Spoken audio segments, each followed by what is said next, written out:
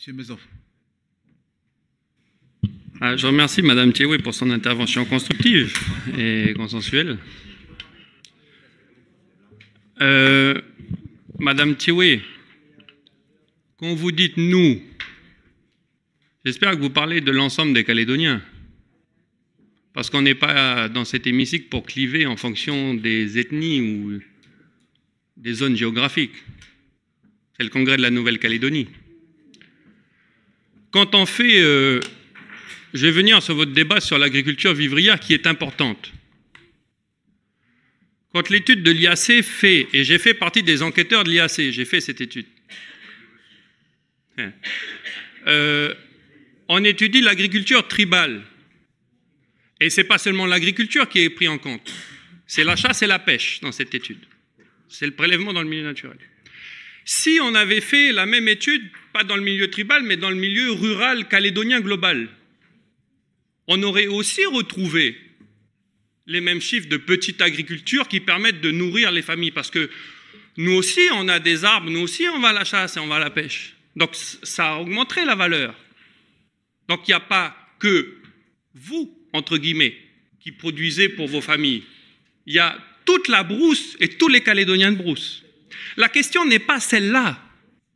La question est comment la Nouvelle-Calédonie fait pour nourrir les consommateurs, notamment de Nouméa et de Grand Nouméa, qui, eux, de toute façon, ne peuvent pas produire pour eux-mêmes. Et oui, Madame Thiéoué, l'agriculture vivrière rentre dans ce cas-là, et qu'on commercialise les ignames, les tarots et les maniocs. Parce que de toute façon, c'est une demande. C'est une demande des consommateurs, et on en a même la preuve que c'est une demande des consommateurs, puisque vous avez signé un accord commercial avec le Vanuatu pour importer des produits vivriers, pour fournir ces consommateurs-là. Alors, excusez-nous de vouloir en produire et en vendre, pour créer de la richesse ici et créer des emplois ici. Premier point. Deuxième point, j'entends ce que propose M. Thuyenant. Enfin, on ne va pas non plus restreindre ce que doivent consommer nos consommateurs. Moi, je veux bien qu'on fasse du produit local, etc. Mais après, il y a une réalité. Au McDonald's, on ne va pas servir le Big Mac avec des chouchoutes. Donc, à un moment donné, non mais... Et pourquoi pas? Il y a une demande de la population qu'il faut fournir. Et ce n'est pas honteux ce qu'on demande, c'est quand même incroyable. Je crois que c'est une politique qu'on partage tous.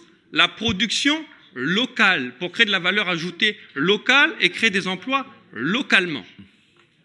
Donc ce qu'on demande, c'est une mobilisation, comme je l'ai dit tout à l'heure, de l'ensemble des acteurs institutionnels pour qu'on puisse relancer la machine et qu'on n'ait pas besoin de chercher des importations partout dans le monde et de créer des accords de libre-échange sur des cultures effectivement traditionnelles de Nouvelle-Calédonie que tout le monde maîtrise. Voilà, Monsieur le Président, les petites précisions que je souhaitais apporter.